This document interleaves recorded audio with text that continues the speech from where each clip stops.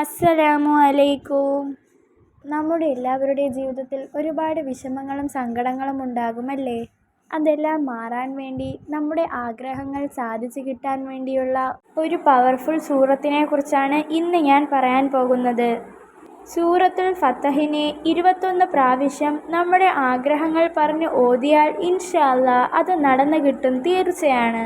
ഒരുപാട് പേർക്ക് ഇത് ചെയ്തിട്ട് ഫലം കിട്ടിയിട്ടുണ്ട്. അൽഹംദുലില്ലാഹ്.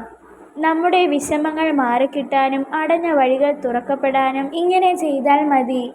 വിദേശത്ത് പോവാനും നമ്മുടെ കടങ്ങളും വിഷമങ്ങളും സങ്കടങ്ങളുമെല്ലാം മാറ്റി നമ്മുടെ ജീവിതത്തിൽ ഐശ്വര്യം കൊണ്ടുവരാനും സൂറത്തുൽ ഫതഹിനെ 21 പ്രാവശ്യം ഓതിയാൽ ഇൻഷാ അല്ലാഹ് നമ്മുടെ ആഗ്രഹങ്ങളും ആവശ്യങ്ങളുമെല്ലാം റബ്ബ് നമുക്ക് നിറവേറ്റി തരുന്നതാണ്.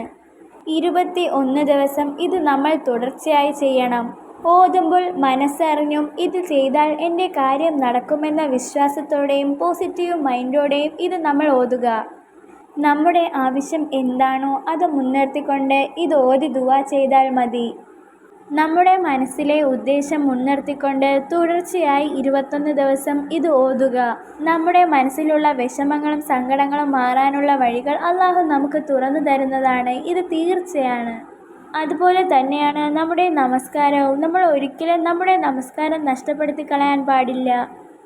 5 വഖത്ത് നമസ്കാരം കൃത്യമായി നമസ്കരിച്ചുകൊണ്ട് ഇതുപോലെ 21 ദിവസം 21 ഫാത്തിഹ ഓതി ദുആ ചെയ്ത് കഴിഞ്ഞാൽ നമ്മുടെ പ്രാർത്ഥന ഒരിക്കലും പാഴാകിപ്പോകില്ല.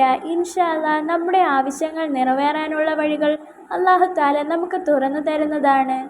ഇൻഷാ അല്ലാഹ് അടഞ്ഞ വാതിലുകൾ തുറക്കപ്പെടും. അത്രയും വിശ്വാസത്തിൽ വേണം ഇത് നമ്മൾ ഓതേണ്ടത്. അല്ലെങ്കിൽ 1-2 ദിവസം ഓതിയിട്ട് എൻ്റെ ആഗ്രഹം സാധിച്ചില്ല എന്ന് പറഞ്ഞ് വിഷമിക്കാതെ എൻ്റെ കാര്യം തീർച്ചയായും ഇങ്ങനെ ഓതിയാൽ നടക്കുമെന്ന വിശ്വാസത്തോടു കൂടി ഓതൂ. നമ്മുടെ വിശ്വാസം അതാണെല്ലാം. നമ്മൾ ഏതൊരു കാര്യത്തിന് വേണ്ടി വീട്ടിൽ നിന്ന് പുറപ്പെട്ടാലും എൻ്റെ ഇന്ന കാര്യം നടക്കും എന്ന വിശ്വാസത്തോടെ നമ്മൾ ഇറങ്ങണം. ഞാൻ ഈ പോകുന്ന കാര്യം എൻ്റെ റബ്ബ് എനിക്ക് നടത്തിത്തരും എന്ന പോസിറ്റീവ് മൈൻഡോട് കൂടി ഇറങ്ങുക.